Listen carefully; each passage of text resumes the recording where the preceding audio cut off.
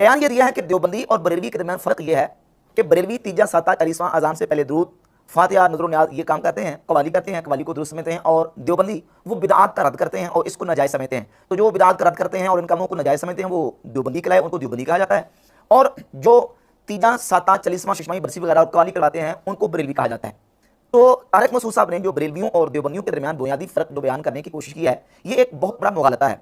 کیوں؟ اس لیے کہ جو شخص تاریخ کے ساتھ ہلکا سا بھی تعلق رکھتا ہے، تاریخ کے ساتھ ہلکی سی بھی جو ہے وہ دلچسپی رکھتا ہے، وہ جانتا ہے کہ دیوبندی اور بریلوی ان کے درمیان اصل اصولی اور بنیادی اختلاف یہ نہیں ہے۔ ان مسائل کا اختلاف اپنی جگہ پہ موجود ہے، لیکن یہ مسائل بنیادی اور اصولی مسائل نہیں ہیں۔ اصولی دیوبندی اور بریلوی کا جو اختلاف ہے وہ عقائد کا، اور علماء دیوبند کی جو عبارات ہیں ان عبارات کے اوپر اہل سنت بریلوی مکتبہ فکر کے علماء کے جو مواخذات اور شرعی فتوے ہیں وہ ہیں۔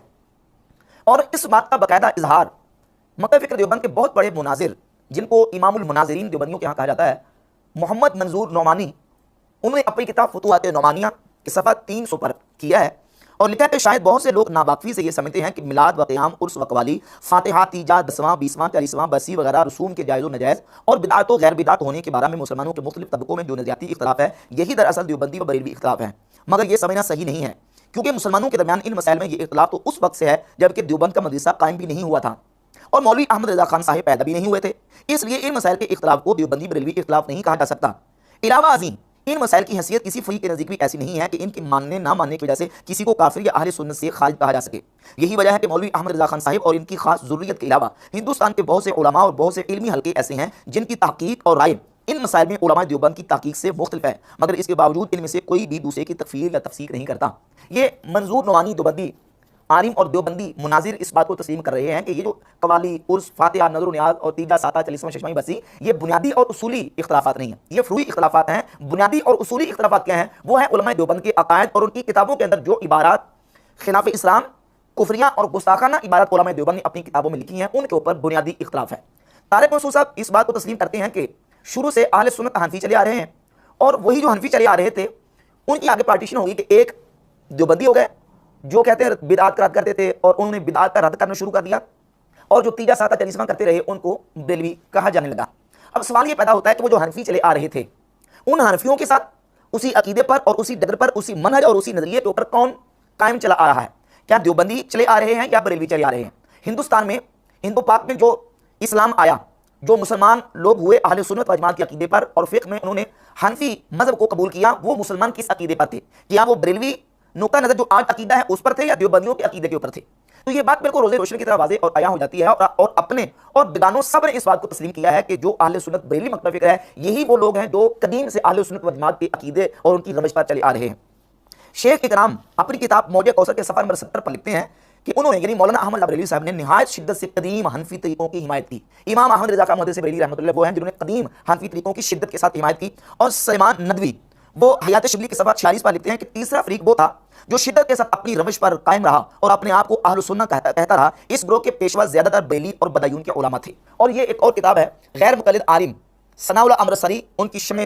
توحید، اور شمع توحید کے صفحہ نمبر 63 پر وہ لکھتے ہیں کہ امرتسر میں مسلم آبادی غیر مسلم آبادی ہندو و سکھ وغیرہ کے مساوی ہے۔ 80 سال پہلے، یعنی انگریز کے آنے سے پہلے 80 سال پہلے قریباً سب مسلمان اسی خیال کے تھے جن کو آج کل بریلوی حنفی کے نام سے پکارا جاتا ہے۔ اور ایک اور حوالہ سنی، یہ بریلویت کتاب ہے غیر مقلد عالم احسان الہی ظہیر صاحب کی، اس کتاب کے صفحہ نمبر 21 پر لکھتے ہیں بریلویوں کے عقائد کیا ہیں۔ اس گروہ کے عقائد بعض دوسرے اسلامی ملکوں میں تصوف کے نام پر رائج ہیں، یعنی اہل سنت و جماعت بریلوی جو ہیں ان کے عقائد بعض دوسرے اسلامی ملکوں میں تصوف کے نام پر رائج ہیں، جن کو صوفیہ کہتے ہیں۔ اہل سنت والجماعہ جو صوفیہ نظریہ اور عقیدہ رکھنے والے ہیں، اور ہندو پاک میں آپ دیکھ لیں جو بڑے بڑے صوفیہ کبار اولیاء اللہ ان کے سینکڑوں سالوں سے مزارات، ان کی درگاہیں، ان کی خانقاہیں جو آباد ہیں، یہ احمد رضا بریلوی رحمۃ اللہ نے آ کے ان کو شروع نہیں کیا۔ امام احمد رضا خان محدث بریلوی رحمۃ اللہ تعالی نے ان کو اس کا آغاز نہیں کیا، اس کی ابتدا نہیں کی، بلکہ یہ صدیوں سے اہل سنت کا جو صوفیہ کا اور تصوف کا سلسلہ چلا آ رہا تھا، اسی طریقے کی امام احمد رضا خان محدث بریلوی رحمۃ اللہ تعالی نے حمایت کی ہے، اور اسی طریقے کو شدت کے ساتھ اور بڑی مضبوطی کے ساتھ پکڑ کے رکھا۔ اپنے بیگانے سب مانتے ہیں، دیوبندی علماء نے لکھا، غیر مقلدین نے لکھا کہ مولانا احمد بریلوی جو ہیں انہوں نے شدت کے ساتھ حنفی طریقوں کی جو ہے وہ موافقت کی اور اس کی حمایت کی۔ اب دیکھتے ہیں کہ اس حنفی طریقے کو چھوڑنے والے کون ہیں، ان صوفیہ کے منہجوں کو اور صوفیہ کے عقائد و نظریات کو شرک اور بدعت کہنے والے کون ہیں، اور ہندوستان میں کم از کم اس کی ابتدا اس شخص نے کی ہے، تو وہ ہمارے سامنے تاریخ میں نام آتا ہے مولوی اسماعیل دہلوی کا۔ مولوی اسماعیل دہلوی یہ شاہ ولی اللہ محدث دہلوی رحمۃ اللہ کا پوتا تھا، اور اس نے یہ کتاب لکھی تقویۃ الایمان۔ اس کتاب تقویۃ الایمان میں اسماعیل دہلوی نے रसूल सल्लल्लाहु अलैहि वसल्लम की शान अक़दस में तौहीन की, गुस्ताखी की और नऊज़ बिल्लाह ताला यहाँ तक लिखा कि हुजूर नऊज़ बिल्लाह मर की मिट्टी में मिल गए। नबी करीम अलैहिस्सलाम की तरफ झूठी बात मंसूब की कि हुजूर ने फरमाया कि मैं भी एक दिन मरकर मिट्टी में मिलने वाला, नऊज़ बिल्लाह ताला। और इसी किताब तक़वियतुल ईमान में लिखा कि नबी बड़े भाई, हम छोटे भाई, नबी की तज़ीम बड़े भाई किसी कीजिए, बाकी मालिक सबका अल्लाह, बंदगी उसकी कीजिए। और फिर इसी किताब तक़वियतुल ईमान में इसमें दिलवीर ने लिखा नऊज़ बिल्लाह ताला कि हर मखलूक छोटी हो या बड़ी हो, अल्लाह की शान के पीछे हमारे से भी ज़्यादा ज़लील है। और इसी किताब तक़वियतुल ईमान में इसमें दिलवीर ने लिखा नऊज़ बिल्लाह ताला कि नबी का मकाम उम्मत के अंदर ऐसे जैसे गाँव के अंदर चौधरी का मकाम होता है। तो ये इबारत इसमें दिलवीर ने अपनी किताब तक़वियतुल ईमान में लिखी। ये किताब जब लिखी गई, इस किताब के लिखे जाने के बाद पूरे हिंदुस्तान में हलचल मच गई। ये अबुल कलाम आज़ाद की कहानी, खुद आज़ाद की ज़बानी, इसके सफ़र नंबर 36 पर यह बात मौजूद है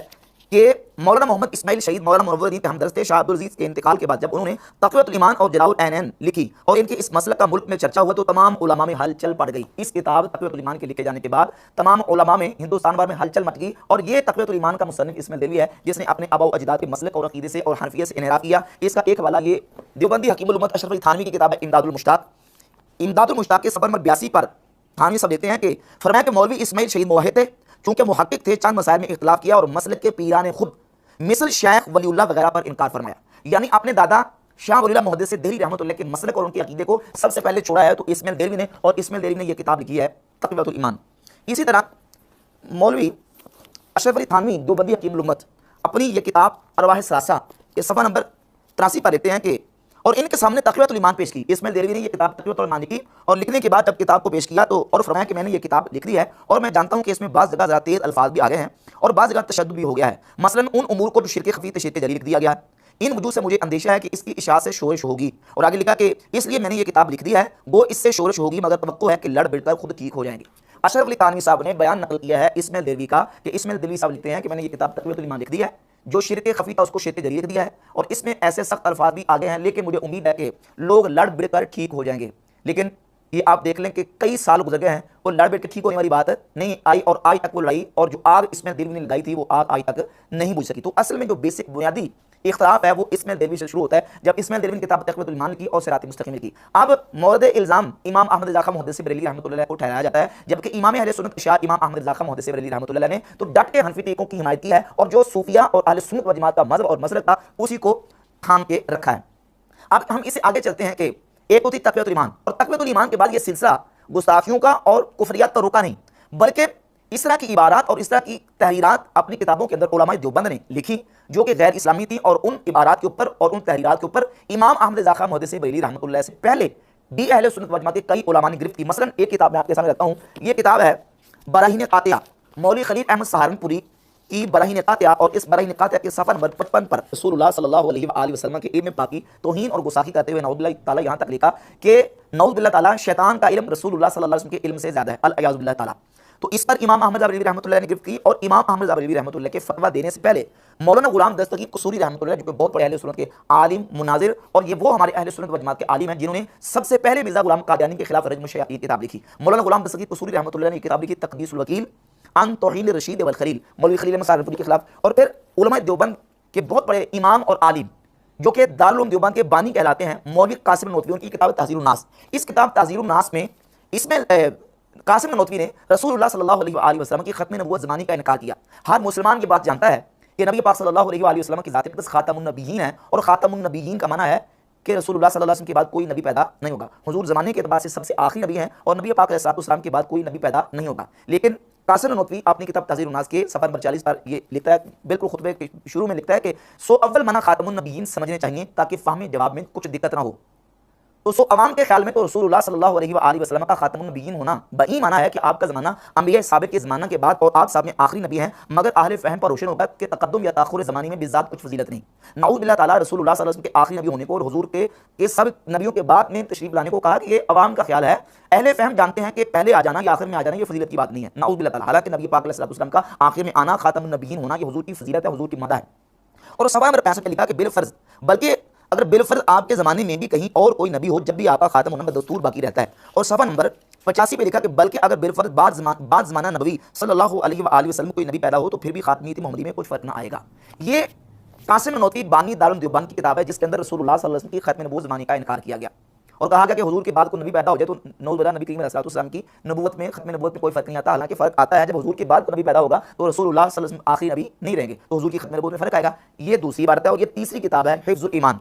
جو کہ مکتبہ فکر دیوبند کے حکیم الامت اشرف علی تھانوی کی کتاب ہے. اس کے صفحہ نمبر 13 پر یہاں تک لکھا کہ پھر یہ کہ آپ کی ذات مقدسہ پر علم غیب کا حکم کیا جانا اگر بقول زید صحیح ہو تو دریافت طلب یہ امر ہے کہ اس غیب سے مراد بعض غیب ہے یا کل غیب. اگر بعض علوم غیبیہ مراد ہیں تو اس میں حضور ہی کی کیا تخصیص ہے؟ ایسا علم غیب تو زید و امر بلکہ ہر سبھی بچہ مجنون پاگل بلکہ دلی حیوانات و بہائم کے لیے بھی حاصل ہے. نعوذ باللہ تعالی الاعوذ باللہ تعالی. رسول اللہ صلی اللہ علیہ وسلم کے علم وافر و کثیر کو جانوروں پاگلوں کے علم کے ساتھ تشبیہ، یہ رسول اللہ صلی اللہ علیہ وسلم کے علم پاک کی توہین ہے، گستاخی ہے. اور یہ اشرف علی تھانوی مکتبہ فکر دیوبند کے حکیم الامت نے اپنی کتاب میں یہ بات لکھی ہے، یہ بات لکھی ہے جس کی عبارت پر علماء اہل سنت نے بریلوی مکتبہ فکر کے علماء نے گرفت کی اور اس پر شدید مواخذہ کیا، شریف فتوے دیے. اور یہ عبارت گستاخی ہے. خود اشرف علی تھانوی کے اپنے مریدوں کو بھی یہ تسلیم ہے. اسی کتاب کے اندر ایک رسالہ ہے تغییر العنوان فی بعض عبارات حفظ الایمان، صفحہ نمبر 28 پر لکھا ہے. مریدوں نے کہا تھانوی صاحب سے کہ مہربانی کر کے آپ اپنی اس عبارت سے رجوع کر لیں کیونکہ آپ کی یہ عبارت جو ہے جب ہم بادی نظر میں دیکھتے ہیں تو یہ سخت سوء ادبی کو مشعر ہے. یعنی پڑھتے ہیں انسان کی توجہ اور انسان کی سوچ جو ہے وہ فوراً بے ادبی کی طرف جاتی ہے کہ اس عبارت سے رسول اللہ صلی اللہ علیہ وسلم کی توہین اور بے ادبی جو ہے وہ بالکل واضح ہو کے سامنے آتی ہے. تو یہ عبارات تھی اور یہ کفریہ اور گستاخانہ عبارات تھی. عبارات کے اوپر علماء اہل سنت نے بالخصوص اعلیٰ حضرت امام احمد رضا خان محدث بریلوی رحمۃ اللہ نے گرفت کی اور شریف فتوے دیے.